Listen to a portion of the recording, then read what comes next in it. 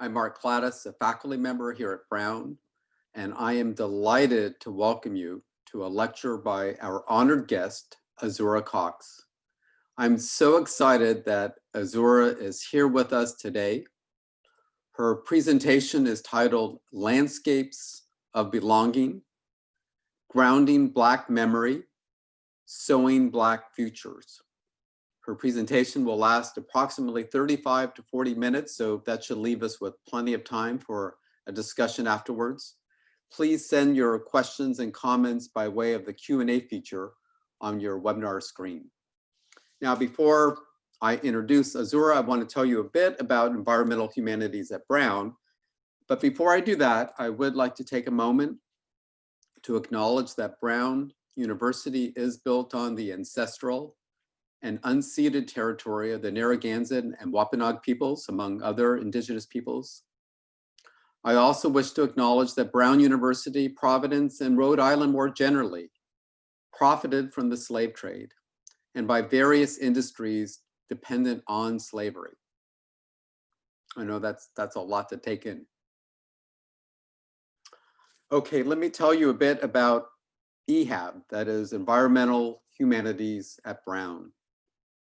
Our hope is that EHAB will increasingly become a vital intellectual community, a community focused on environmental learning, teaching, and research in the humanities, a community of faculty, postdoc, graduate students, and undergraduates, and members of the local community, all working together to create something wonderful to nourish our hearts and minds as scholars and activists. I encourage you to visit our website. You can just search Environmental Humanities at Brown, visit our website, come to our events, such as this one, count yourself in. For example, you can share the courses you're teaching on our website. You can join our dynamic, well-attended reading group. You can join the steering committee and help direct the future of environmental humanities at Brown. And finally, I want to thank the Kogut Institute for the Humanities. They have been a dream home for us, supportive, bright, lovely in every way. We're especially grateful to the expert assistance of Amanda, Kit, Damien, and Troudy, and especially Troudy for this event. So thank you, Kogut. Okay, so now I have the pleasure and the honor of introducing Azura Cox. The first time I met Azura was at a conference on race and the environment held at RISD. It was a wonderful conference, and Azura's presentation was spectacular. It brought together history and landscape architecture, race and land, a particular place, but also pervasive challenges and issues. It brought together heart and mind. Azura is a landscape designer at the landscape architecture firm GGN, Gustafson, Guthrie, Nicole, located in Seattle. She holds a master's in landscape architecture from the Harvard Graduate School of Design, as well as a BA in social studies also from Harvard. We won't hold all that time at Harvard against her. She was named the 2016 National Olmsted Scholar for her research on African-American cultural landscapes in St. Louis. Her interdisciplinary background, which really started in her undergraduate years, her interdisciplinary background in social theories and the humanities informs her approach to architectural landscape, including her interest in the power of landscape to shape and reflect collective narratives both oppressive and liberatory. For Azura, landscape architecture is an engaged political discipline and practice. Azura, thank you so much for being with us today. Thank you so much, Mark, for that kind introduction, and to Kogut Institute, thank you for hosting me today. And thanks all of you for giving your time. So before I begin today, I invite you to read this poem. It's called A Small Needful Fact by Ross Gay.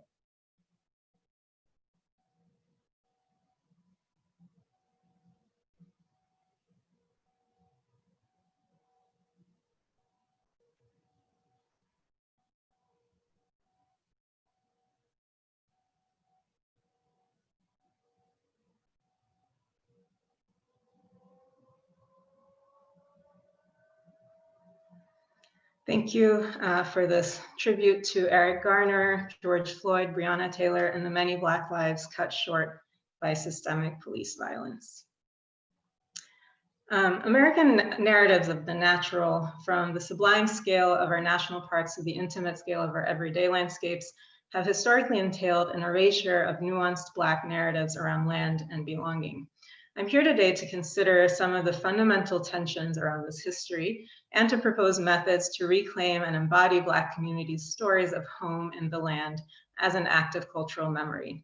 So I'm going to start us off today in Detroit, which is the most land-rich and the largest majority Black city in the US. This is a city that at its peak in the 1950s buzzed with industry, sustained a vibrant Black middle class, and defined an era of Black cultural production. In the decades since, as you can see here in this figure ground diagram, Detroit suffered massive population loss, and today much of it lies vacant. This map, by the way, is only a tiny fraction. It's the downtown area of Detroit, but even then you can see how the city kind of lost density and is now sort of regaining it. That population loss has slowed to a trickle, and the city has enjoyed renewed vibrancy and investment in the last 10 years. Still, the narrative of rewilding, of the urban reverting back to nature, persists, and a walk around some of Detroit's sprawling residential neighborhoods demonstrates why. Among the kind of sturdy, graceful brick homes, you can see pheasants, and coyote sightings are not uncommon, while cherry and black locust saplings take root and grow strong. And then there are these mounds, grassy, rolling mounds that introduce a microscale, almost pastoral topography to the otherwise very flat landscape. I know now that the small mounds so frequent between houses are the vestiges of demolition, piles of bricks and wood and ash naturalized into tender growths. It's on these blocks that I now understand that sidewalks come and go, sometimes diving into the grass and sometimes crumbling more slowly, but that the most intact, the brightest segments of sidewalk are laid when the demolition truck leaves a lot. And there again, you see one of these mounds. There is a power in these unintended markers, but the landscape also cloaks very human stories under its green face. Indeed, this wilderness, here depicted in Detroit-based photographer James Griffin's series, Feral Houses, is more a product of carefully managed systems, in its case, the creative destruction embedded in late-stage capitalism, racist housing policy, white flight, and local and national political decisions, than it is the apex of a natural progression of events. Geographer Dennis Cosgrove calls this the duplicity of landscape, its capacity to veil historically specific social relations behind the smooth and often aesthetic appearance of nature. In other words, when we see biomass, we too often forget design. And this duplicity can be a tool for erasure. On the other end of the spectrum, here you see the Mies van der Rohe designed Lafayette Park today in downtown Detroit. It's all too easy to forget in the shade of a mature honey locust canopy and the sheer beauty of this Alfred Caldwell design landscape that this very housing development replaced a portion of Black Bottom, a vibrant Black neighborhood and the ancestral home of many Black Detroiters, shown here in the 1950s. Lafayette Park was part of the first wave of so-called urban renewal, an act of erasure and displacement that would then be replicated in cities across the country. Although only one of these developments was designed by Mies van der Rohe. There was nothing natural then about this raised ground when it was first built, as we can see here. And this is another photo of Paradise Valley, which was the commercial sort of corridor of Black Bottom. So my landscape research is grounded in questions of home and belonging, because home is contested ground. The right to feel at home is tantamount to the right to self-determination. And the removal of that right is a means for rupturing communities, breaking ties to people, culture, and land. The cycle of repeatedly finding and losing home is fundamental to the African-American experience over the centuries, from the Middle Passage to the Reconstruction and Great Migration to urban renewal and Katrina and today's urban displacement. Scholar Mindy Fullilove calls the after effects of displacement on Black communities root shock. And this brings me to the word radical, derived from radix, the Latin word for root. the part of a vascular plant that anchors it firmly to the ground, that which is mostly covered, stable, and deep. But the definition of radical brings to mind change, activation, and extremism, that which breaks the status quo. Radical is therefore a word whose fundamental origin and applied definition appear to be at odds. Yet the root is arguably the most dynamic, social, communicative part of a plant. There's a lot going on down there that gives not only physical sustenance, but builds communities. Scientists are only beginning to understand just how connected trees are to each other through mycorrhizal networks in their tips, how they exchange water and nutrients through them, but also transmit signals that allow their forest communities to more quickly respond to pests, drought, and other threats. And these are just illustrations of sort of the agency of roots in building land and building biomass. So the tension in the word's etymology between the stable and the dynamic, the rooted and the radical, is an illusion. In rootedness is dynamism and evolution. And in rootedness is the inherent ability to claim land, a landscape, whether through a physical sense of belonging or the freedom to project ourselves, our narratives, or imagined futures onto it. Black history in this country has a direct and complex link to land. This land that was violently seized from the indigenous people who stewarded it so insightfully and worked by millions of enslaved people, which buried their bodies so far from their ancestors. This land, exploited by a capitalist system of extraction that has made this the wealthiest country in history, and where Black median wealth today is approximately 1/10 of white median wealth. But it's also land that has offered physical refuge and spiritual sustenance throughout the ages. It is said that African women hid rice grains in their hair before boarding the ships, and that action was hope for soil that, though foreign, might yet welcome those seeds. The southern forests during slavery offered a haven for worship, clearing in the darkness. And for the more than 100,000 people who fled to freedom, the land offered cover, disguise, and map. Historian Tia Miles asserts that, indeed, the perils of Black life during slavery required a hyper-awareness of nature. And then post-emancipation, the promise of land of 40 acres and a mule was the promise of self-determination, that rootedness that is so radical. So it's hardly surprising that most Black men lynched between 1890 and 1920 were killed over a claim to land, that those very forests and fields became the stage of choice for white terrorism. African Americans fleeing this terror throughout the 20th century collectively lost 90% of their farmland, approximately 12 million acres. Even today, policies like heirs property and subpar crop loans result in the continued loss of Black-owned land. At the same time that mass migration to the urban north in search of safety and opportunity distanced Black people from the land they knew well, the American conservation movement increased the protection of and access to tracts of sublime wilderness. But on the fringes of the making of the American national landscape, what's been called America's best idea, sits another story of erasure and of removal. More than half of our national parks were founded during the Jim Crow era, and both scholarly and popular narratives around the American sublime tend to theorize a notion of wilderness entirely for and of the white imaginary, despite the roles African Americans played as early pioneers in the border states, as the so-called Buffalo Soldiers, and as worker in the timber industry and other kind of Western core industries. And then this was true even when the natural sublime was brought into urban areas. Here you can see Central Park. This was an entirely white space.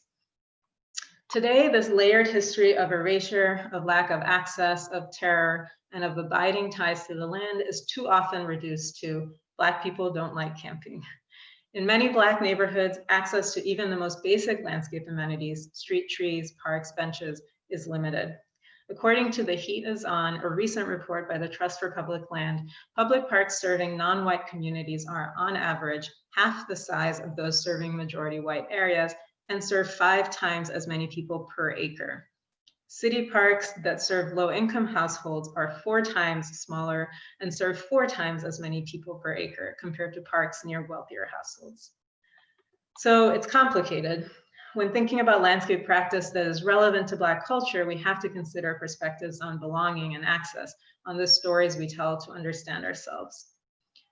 What is clear is that the erasure of those bonds and those stories is a violent and powerful act. Cultural memory is the act of reclaiming those stories in all their complexity, about connection and in many cases, reconnection to land as a way to both belong and to project into the future. So I'm going to tell a couple of these stories of land, memory, and belonging and offer my own perspective. So the first is located in Hillsdale, Missouri. This is about Greenwood Cemetery. And you find here a quote by one of the key stewards of the place. You find a rich history of Black St. Louis that we don't even talk about. The issue here is that so much stuff gets covered up. So this is Greenwood Cemetery in Hillsdale, Missouri. As a landscape type, the cemetery renders palpable the metaphorical cycle between place and memory. There's a deep symbolism to tending to one's dead. Lewis Mumford proposed this act as the very foundation of society. But I would argue that places like Greenwood go beyond their defined function as a burial ground. They are the embodiment of the stories and evolution of a community over time. My research considers then questions of remembrance and design about the layered narratives that live in landscape and how we might engage them as designers and storytellers.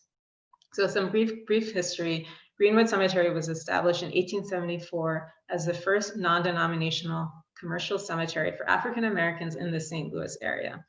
Its 32 acres housed 6,000 marked graves and up to 50,000 burials, including Harriet Robinson Scott, who was Dred Scott's widow, musician Walter Davis, civil rights leader Chelton Tandy, and many others.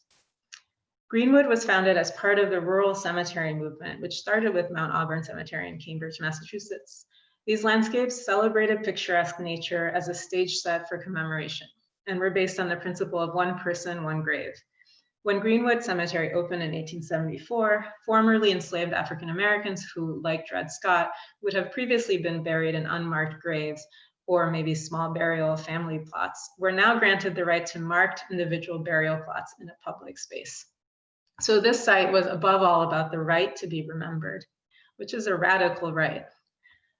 Greenwood's gridded layout is immediately noticeable among its picturesque features, perhaps hinting at a more egalitarian impulse or a more deliberate engagement with the surrounding social fabric. Interestingly, it seems to reference Père Lachaise Cemetery in Paris, which is on the left, and that is actually the place that inspired the notion of the American rural cemetery as a democratic public space. But there's a fundamental tension to Greenwood's origin story. It was the product of racist policy, a segregated space from the very beginning. Post-emancipation, a sudden increased demand for cemetery space opened a new real estate market.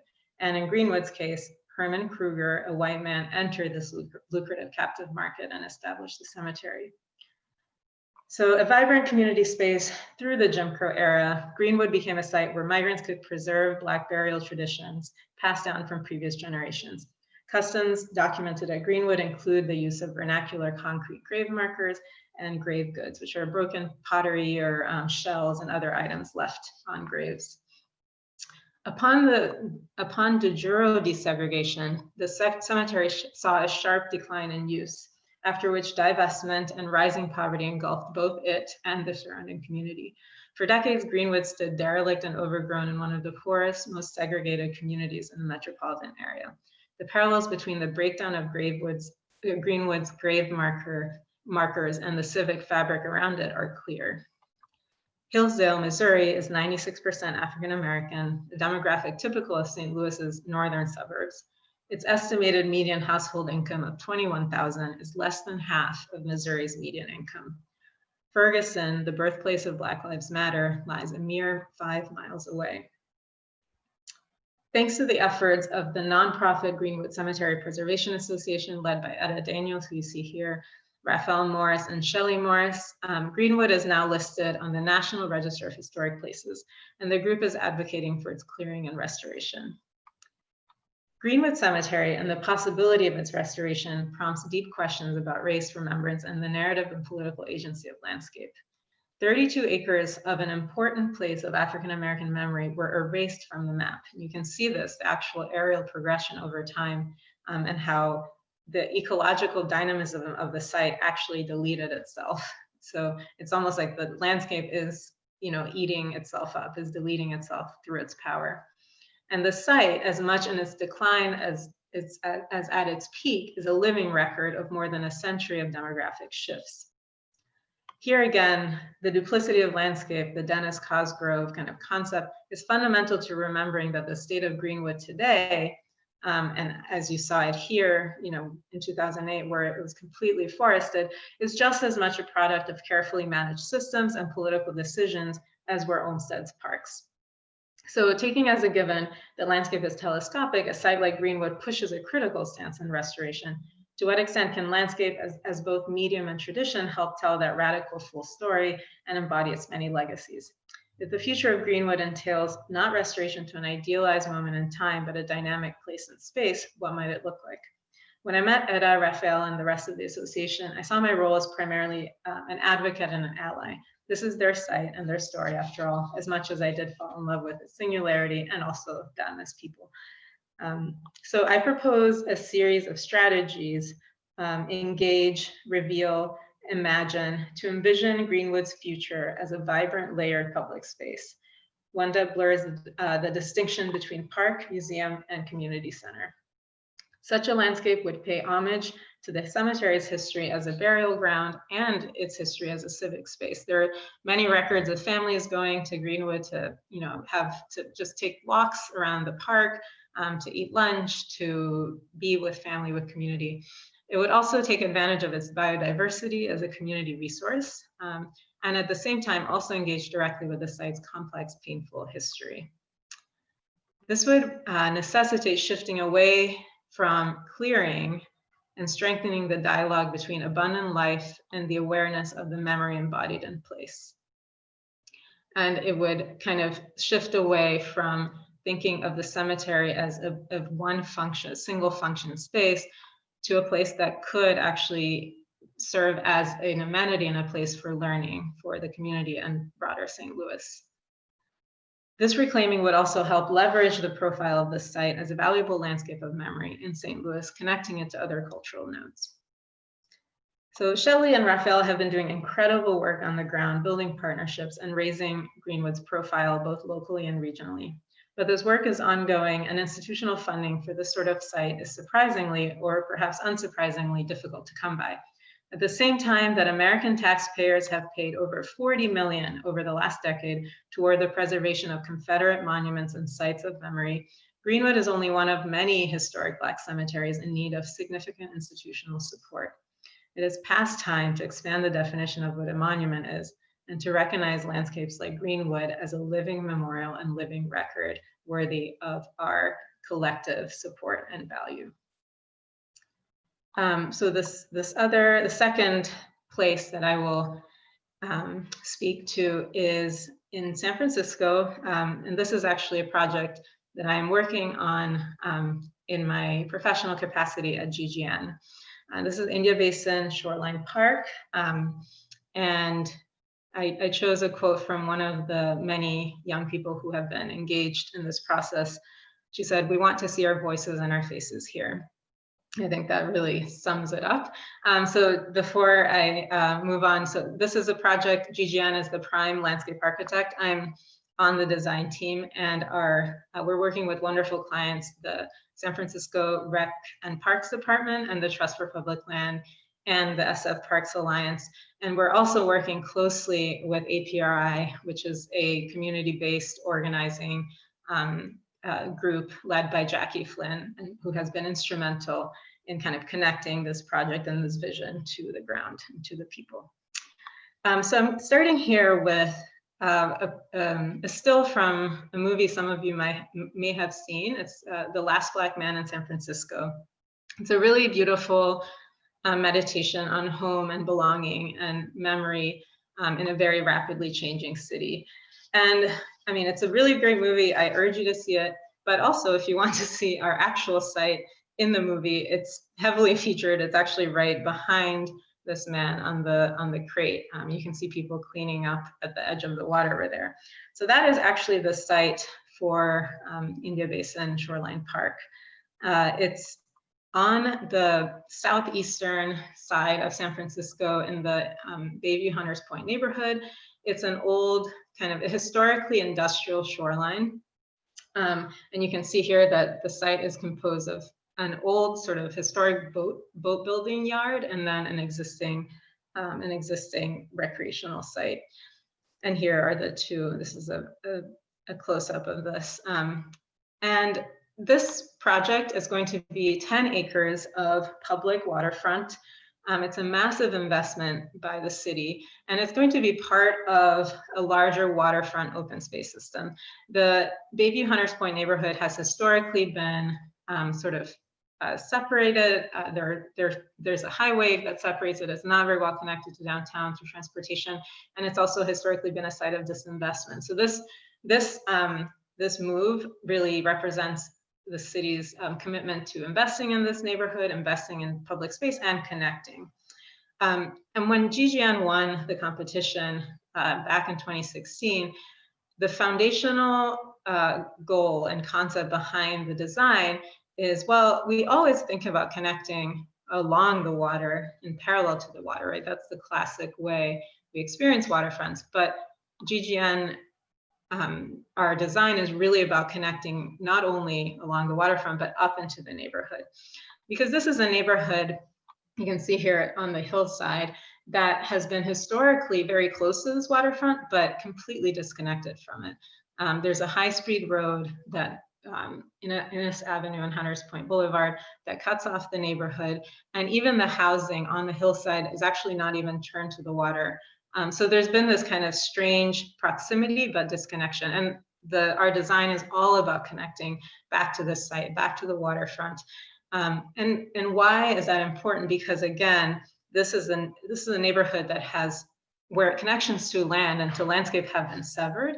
And it's an incredible landscape. These are just some pictures of the current site. You can see these mud flats, which are very specific, rare habitat. And you can see here the historic boatyard and kind of how it's been, taken over through its decades of vacancy by quite striking, in many cases, native plants. And it's an incredible place. It has a poetry to it. And again, a place that can evoke, it's a place of memory, where you go there and you can see like time and sort of telescopically understand the development of a place. So here is, again, a look at the current aerial and the disconnection and the vision of it. This is one side of the project, 900 Innes, as a connected sort of community front porch. So then who is this community? Who are we designing for? And I would say that our crisis as a society today is embodied in public space that still systemically excludes, that still treats certain bodies as less deserving, less safe, and less human.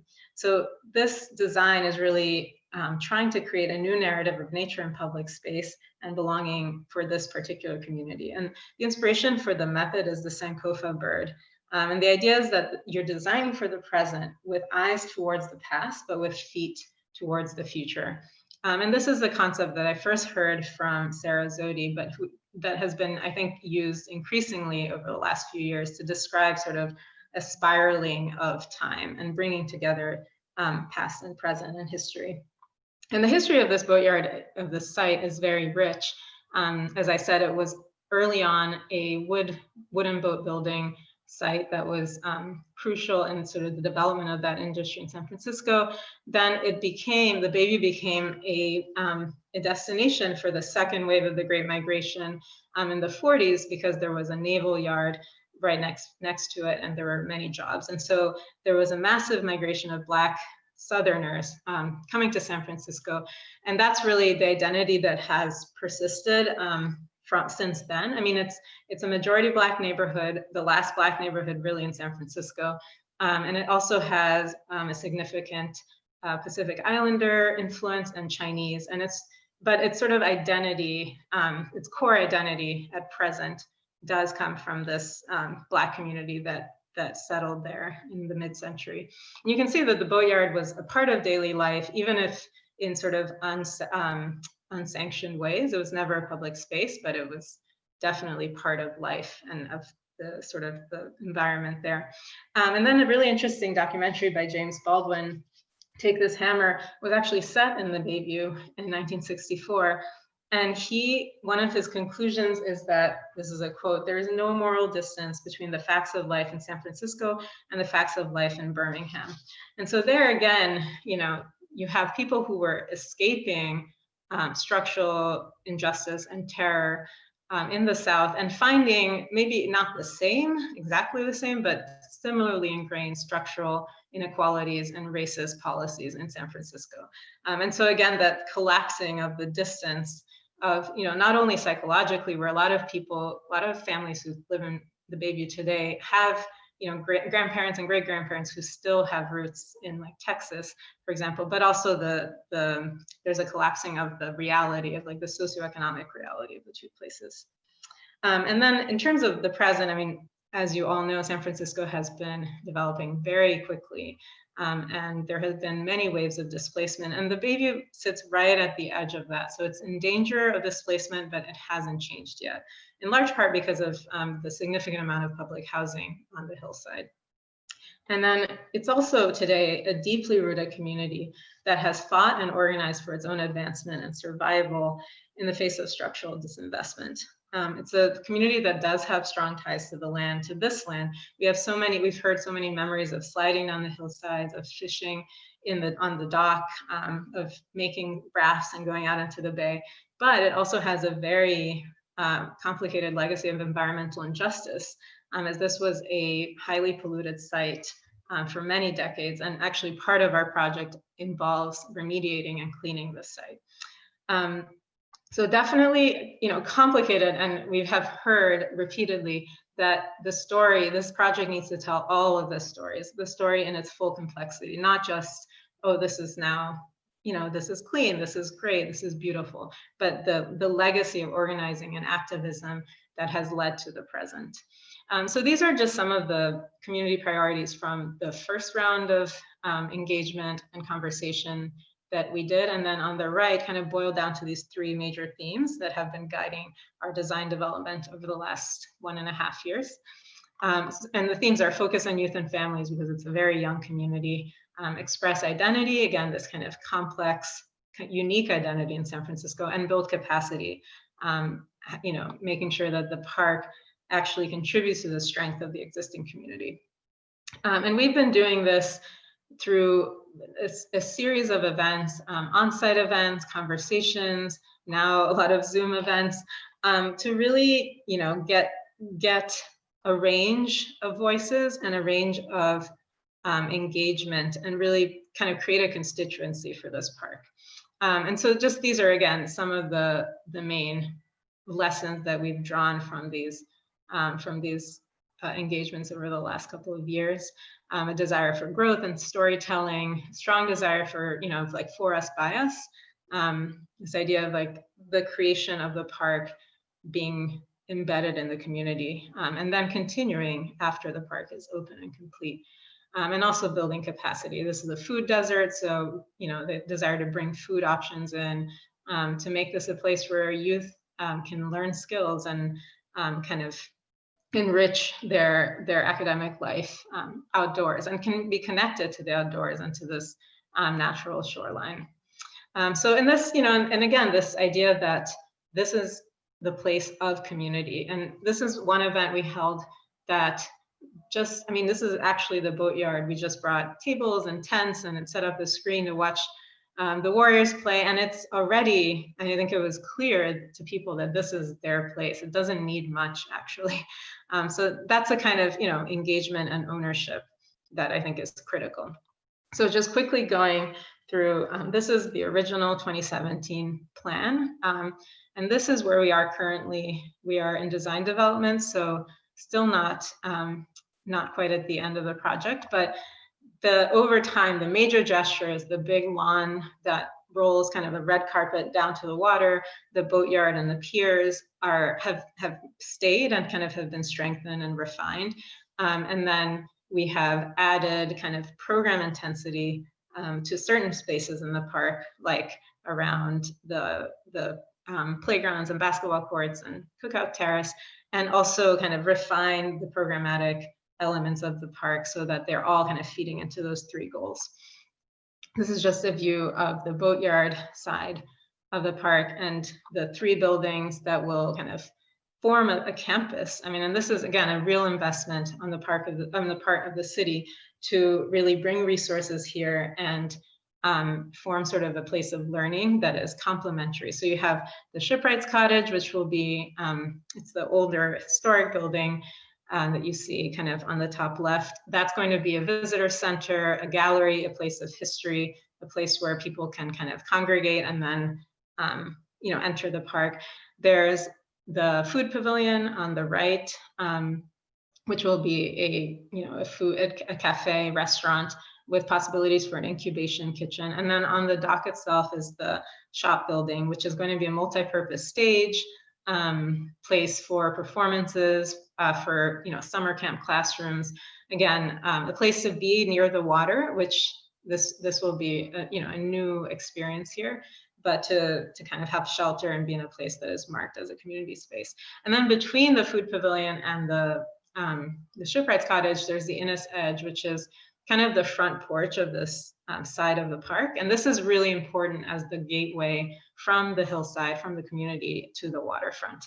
And then here as well, you can see the kind of the reinvigorated shoreline. Again, this mud flat that is really ecologically rich and unique, and that will be strengthened through native planting and the integration and maintenance of historic elements, such as those boat ramps.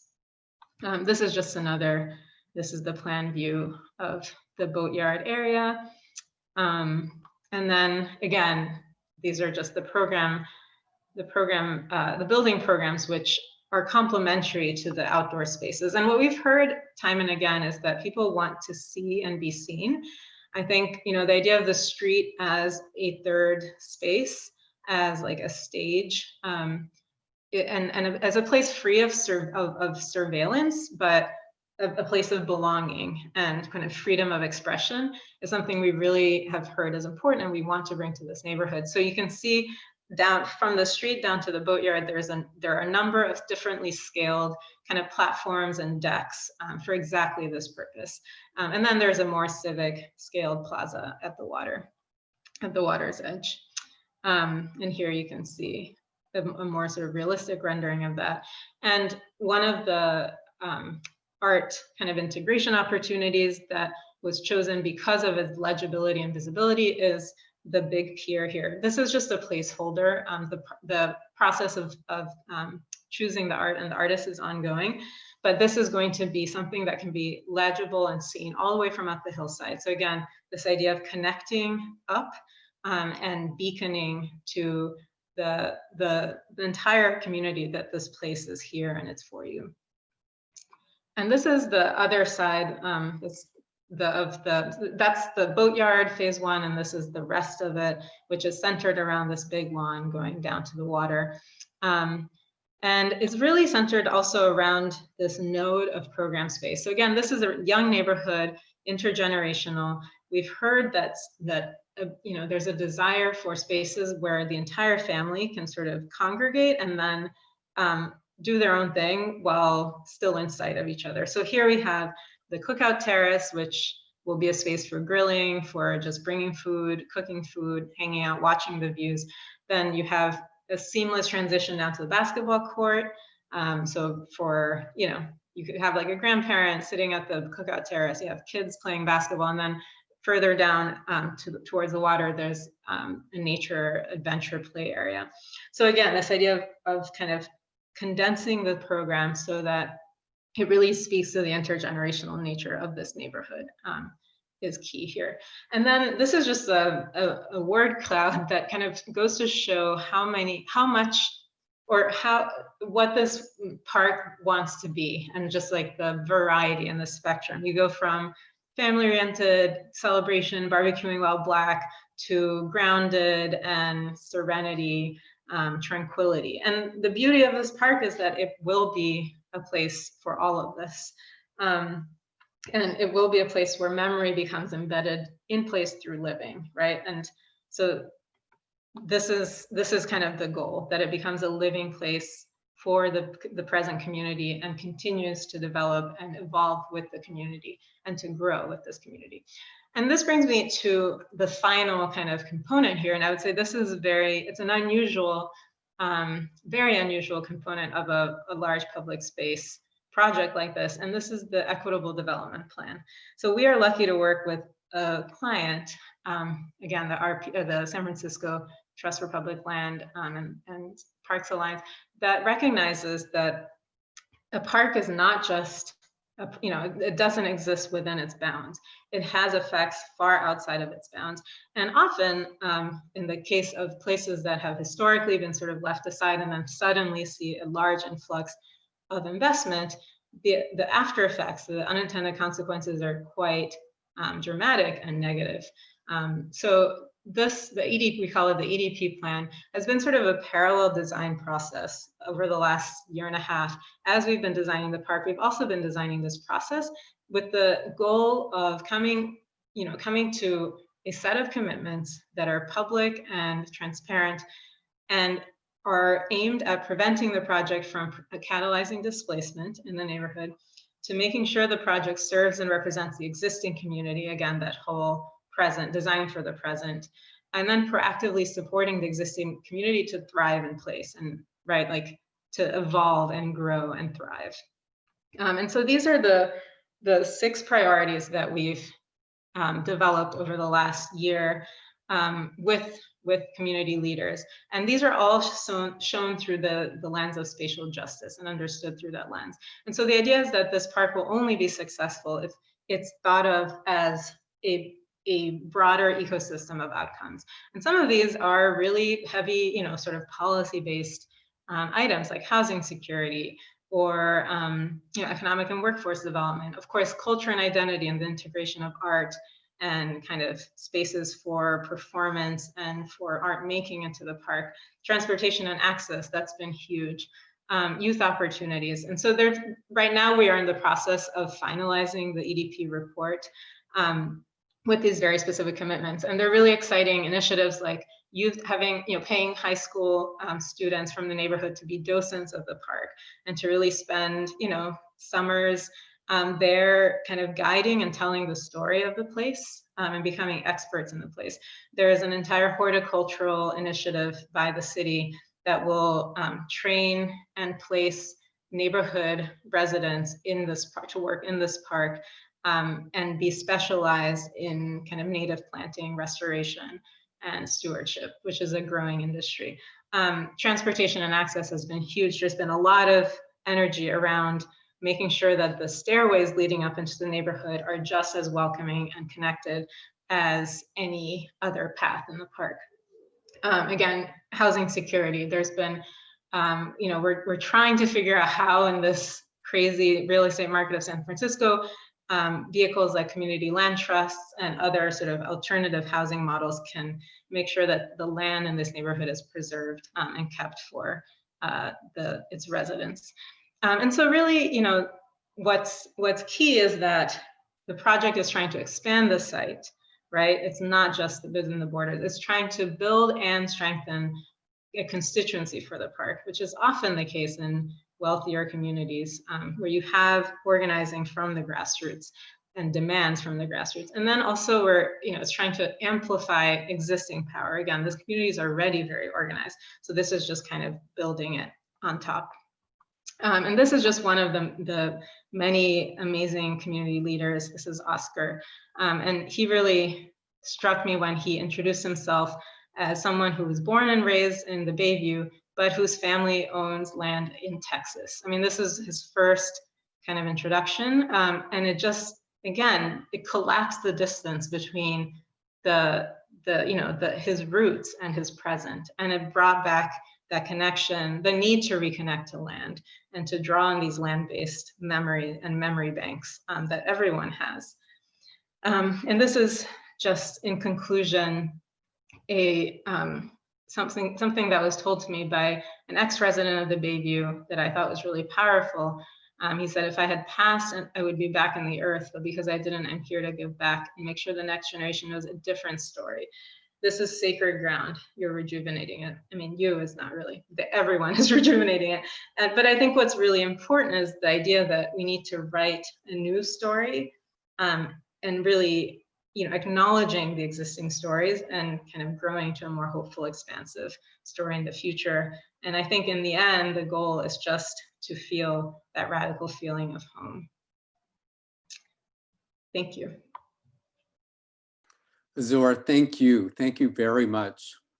As I tried to say in the introduction, it's just wonderful the way your work on the one hand is so site specific, particular communities at particular time and place on the one hand. On the other hand, you're addressing such pervasive, powerful issues dealing with our past, our present, and our future. So I really appreciate that.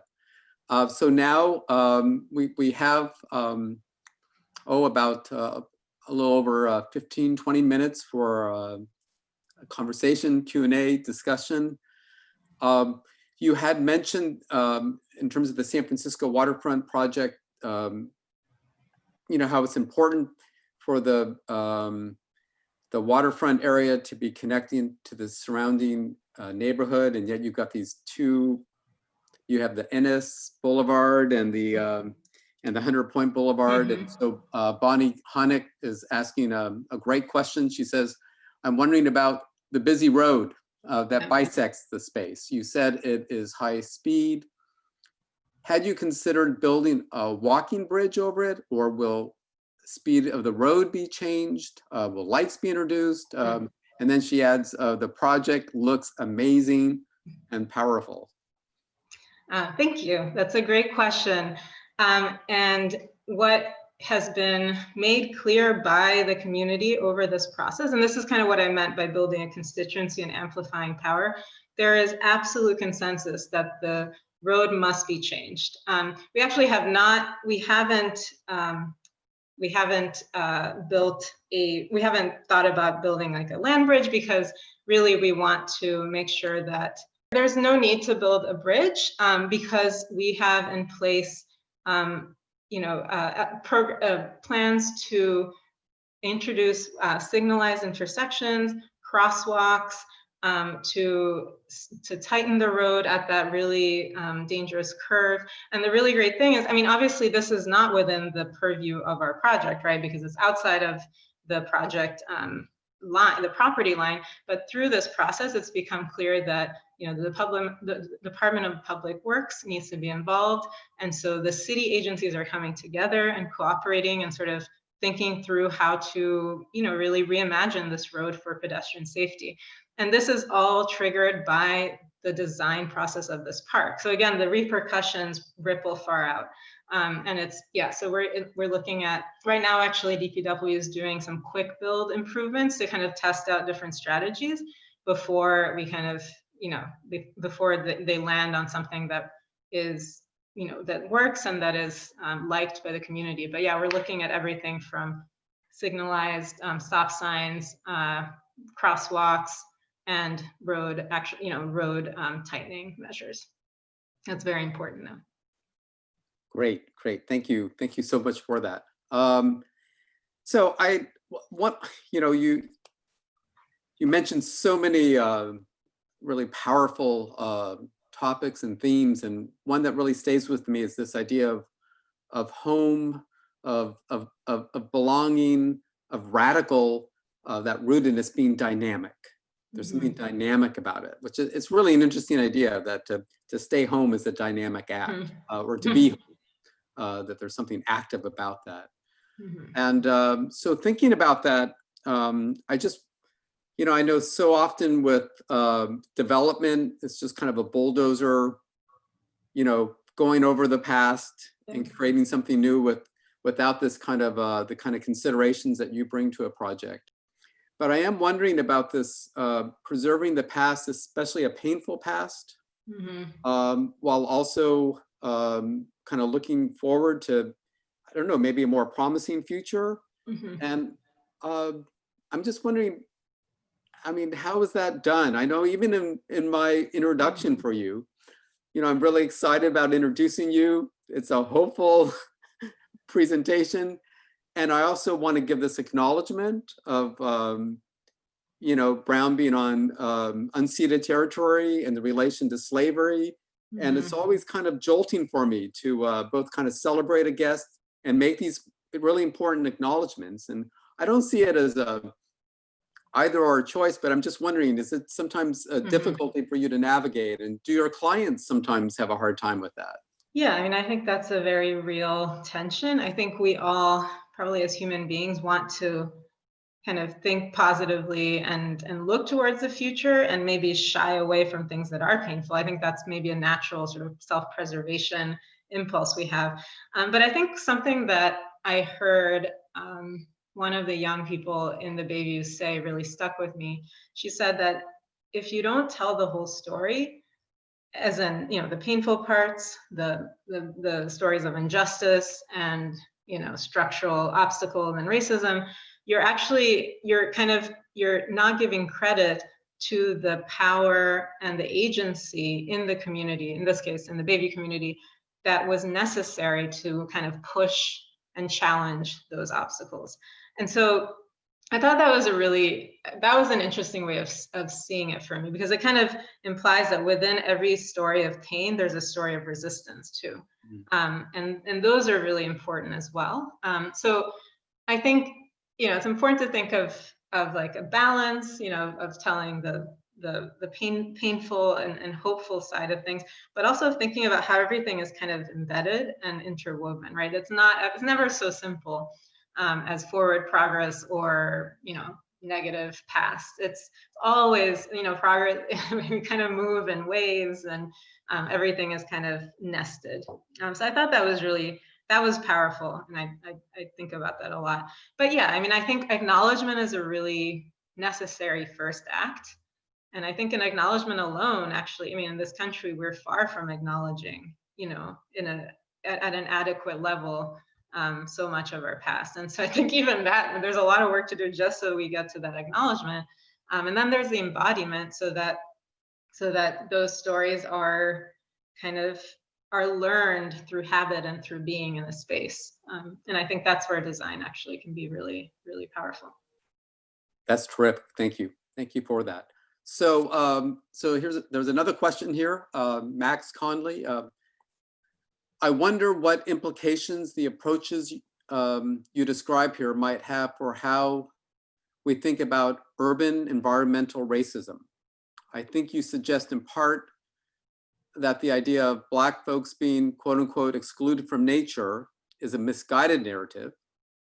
Do you think that there are important pitfalls we should think about when discussing urban ecological restoration with regard to combating environmental racism, to avoid maybe a one-size-fits-all approach that merely seeks to reintegrate quote unquote nature into a community in a way that contributes to the erasures that you discuss? Yeah, I mean, that's right. That is that fundamental tension of nature is very effective at masking and at sort of smoothing out a surface.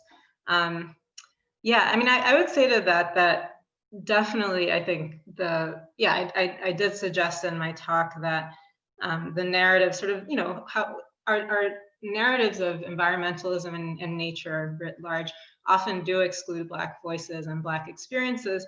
But I would also say that, I mean, Black activists have been at the forefront of environmental justice and environmentalism for centuries. And so it's not, I mean, I think it's a way, again, acknowledging that history and acknowledging that Black communities bring a lot of expertise actually in these issues. So even though often environmental injustice, has been suffered more by Black communities or just in general communities of color in this country, communities also have many of the tools, again, around organizing to kind of to push forward and to question some of these assumptions. So I think it's really about kind of dismantling that history of environmentalism, the whitewashed history of environmentalism first, and then I think also of kind of enlarging how we think about nature and how we think about humans in nature and ways of being in nature, because often, you know, different people have very different ways of experiencing nature. I mean, I think we all, as human beings, really probably enjoy sitting underneath the shade of a tree on a hot day. Like, there's some basic things, right? I'm just gonna go ahead and like draw that line in the ground. But then in terms of, you know, I think there are many ways of relating to natural space or to landscape. And I think it's just letting that wealth of experience kind of flourish. Yeah, it's terrific. Thank you. Thank you very much. So we have another question from Andre Wallace. Thank you for these thoughtful remarks. I enjoyed your presentation and the practical work seems really exciting. My thoughts are linked to your comments about memory, monument, and landscape. Thinking about the National Memorial for Peace and Justice in Montgomery, which I found incredibly powerful as a monument and a memorial. I'd love to hear your thoughts about the unique role of landscape, particularly how the EJI used soil to bring another natural element into the powerful lynching monuments. Yes, definitely. Thank you for your comment. And I haven't been to the memorial yet. And I mean, as soon as we can sort of travel again, I've been wanting to see it obviously for a while, but I have not been able to see it in person. But I have heard that it's extremely powerful. And I do think landscape, there's something about landscape design that it kind of engages all senses. I think that's a first answer to your question. And I think there's this beyond that, there's also this idea of progression and journey. And I imagine from the descriptions and what I've seen of that memorial, that there's a really powerful, like the sense of walking through the space and sort of slowly kind of understanding and absorbing what you're absorbing is part of its power. It's not just an object that you see, you know, like the traditional monument might just be a statue or some sort of something, and you see and you can see it from all sides and okay, you learn about it. But there's something different about actually walking, like stepping through space and kind of changing as you make that journey. So I think that landscape does have a really particular strength in that regard.